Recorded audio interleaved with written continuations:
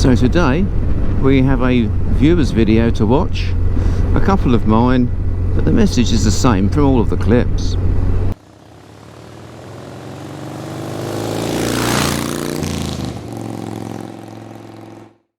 Hello there and welcome. So today we have a viewer's clip to see and a couple of my own.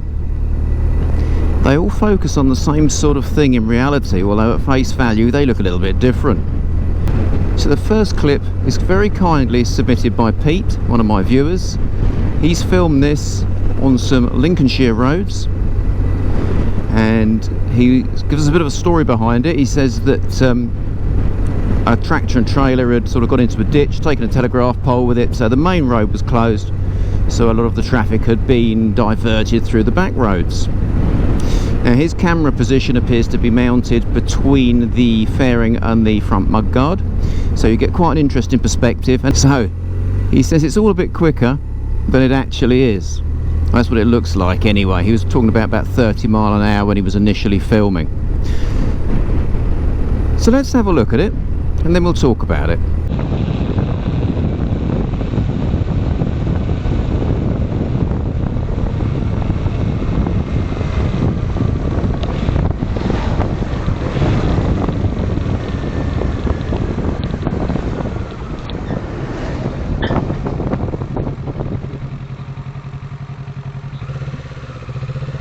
So basically this just goes on from what we've said before.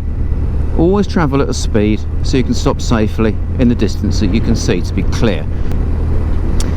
So he says that he'd had quite a good view of the side road for some time, but as he's come around the corner, there's the car and it's hidden. Dry roads in the video, so at least he's got a little bit more braking to be had. But it just goes to show that when you look across fields and you think you've seen everything, dead ground, that's areas of the road that we can't see, that's covered by something, in this case a hedge, but it could be a parked vehicle or a building or other foliage. Dead ground can conceal anything. Just because it looks clear well ahead doesn't mean it's clear on that first area of dead ground. Now fortunately Pete brakes safely, pretty close to the car, but you know, he's managed to salvage it and it's not turned into a drama. But it's an important lesson from this video, and I've seen it quite a lot with a lot of riders, and I see it quite a lot in test training as well.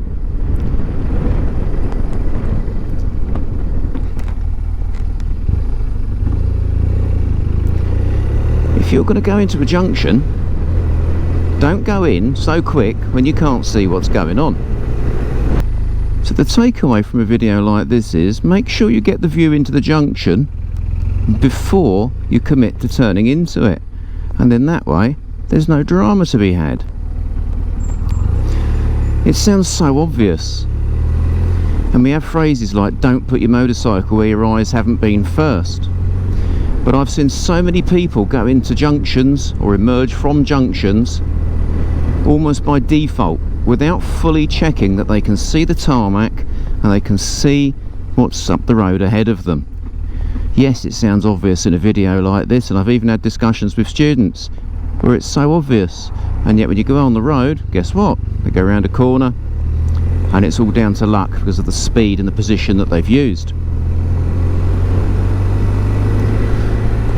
We've said it before, just because you can physically get round a bend or a corner, and of course most junctions involve some form of cornering, as is a bend on the road, just because you can physically get a machine round a corner at a given speed does not mean it is the safe speed. Because if you can't stop in the distance that you can see to be clear, it's a bit of a lottery.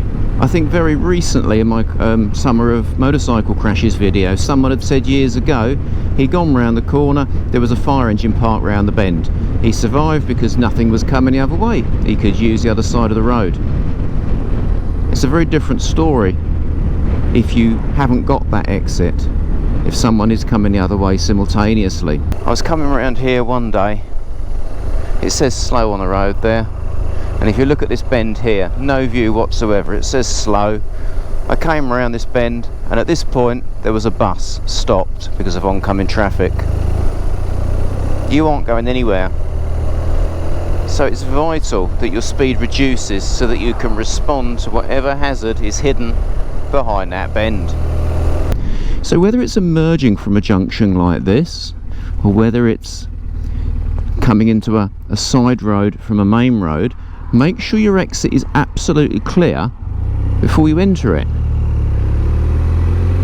It's like here, I'm going to turn left. I can see right across there, so it all works well.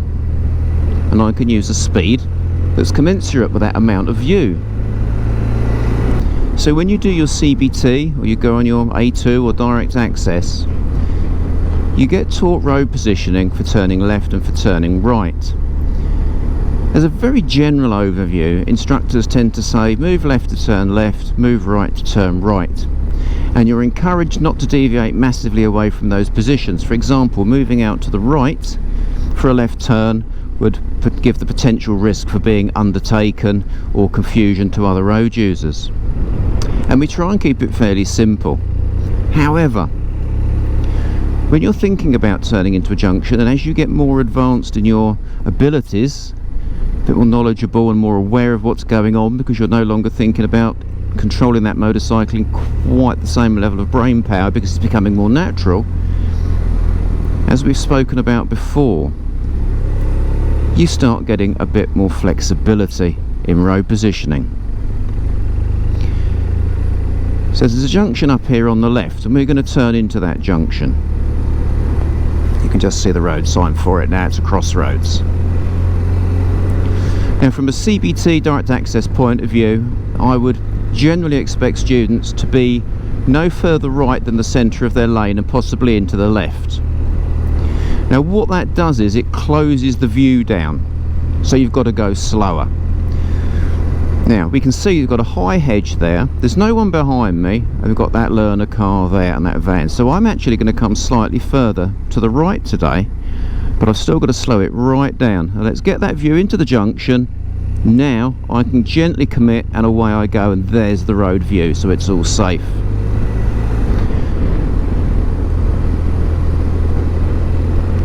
Now I can physically get round that bend a lot faster than that. I can lean the bike right over, run it through the corner, no problem. But here's the thing, what if, as in Pete's video, someone's parked round the bend? Or it may be, what if, especially this time of year, what if there's mud and leaves all over the road that you can't see, and you've decided to push your bike into a 45-degree lean angle to go around there at about 35 miles an hour? It's not going to end well. I mean, we can see this road's pretty muddy and wet and gravelly all over the place. It's this time of year, the roads are filthy. So you've got to think about your tyre grip. And I'm sure most of you know, the more you lean the bike, the less grip you've got for braking.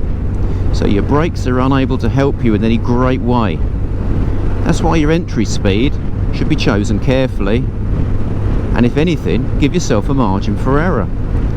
Because if you do need to apply the brakes mid-bend, it's got to be gentle. So here I'm going to emerge right. At the moment I can see I've got a fairly closed view, despite the fact it's a giveaway junction. A little bit of leaf and wetness on the road. They're crossing the road, so it's probably safe for me to merge, but I still have to check.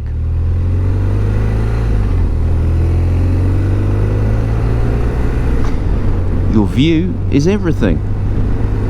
Never assume it is clear.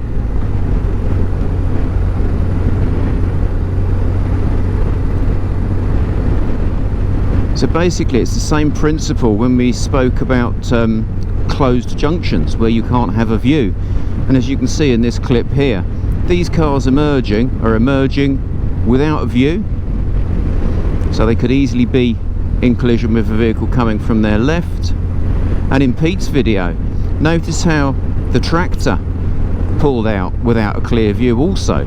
As he said, good job he was turning left, because he would have to take remedial action. So now we'll have a look at the two clips that I recorded a short while ago. They're different from the junction scenarios, but they've still got the same elements to them, and they still need the same level of thought. So when you're approaching bends such as this one, What's around that corner? Do you know? Do you know what's coming towards you? Do you know what's in the middle of the road? And of course, if you don't, then you have to be able to stop within your line of clear vision. It's as simple as that. So we can see in this clip here, tractor coming towards us, narrow road. Being narrow and seeing the road width and assessing the amount of width we've got, we have got a bit of an escape route. But you could see that if we were in a very bad position and travelling very fast, that would have ended a whole lot differently. In this clip here, the road's a little bit narrower and it's a little bit tighter, and then we have the Discovery with the trailer come the other way around. And you can see that the Discovery, the road position, is not really lending itself to the hazard because he's way away from his near side bank, so he's made the whole problem a lot worse. I wondered, had a car been coming rather than a motorbike, whether they'd have collided, because his speed also seems inappropriate. And from your perspective as the biker, the oncoming road user, yet again it's down to your choice. Using a system, where do you position in anticipation of that potential hazard? What's the speed you're going to use in anticipation of that potential hazard? And also, if you're cornering, can you brake? If you need to brake firmly but safely, can you do so? Have you got a contingency plan? And that's why when you deal with these bends, your observations, your anticipation is so important. You see, with these bends, it's lovely to try and look through the trees, across the field, get the views that you can. But they're only assistance views, they're not categoric views, because you do have areas of dead ground. You know, there could be a pedestrian concealed by a tree, something as simple as that. And also what you can't see is the condition of the road.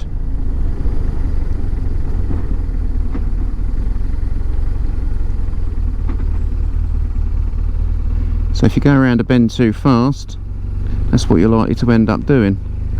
In a four-wheeler it probably doesn't hurt quite as much, generally speaking, but it's going to hurt on a motorbike. If you look at the road surface around here, pretty nasty, isn't it? For keeping the bike smooth, not the end of the world. I didn't even feel the bike twitch there at all. But you come round there a little bit quickly and start putting too much brake on or too much gas, not going to end well. So basically all of these manoeuvres, they all share the same common theme, don't they? First of all, it's about your vision. What you can see, what you can't see, and what you can reasonably expect to happen. And also the way that we teach advanced, and quite potentially at direct access as well, and hopefully CBT, using a system. And I particularly like the advanced system. Information, position, speed, gear, acceleration.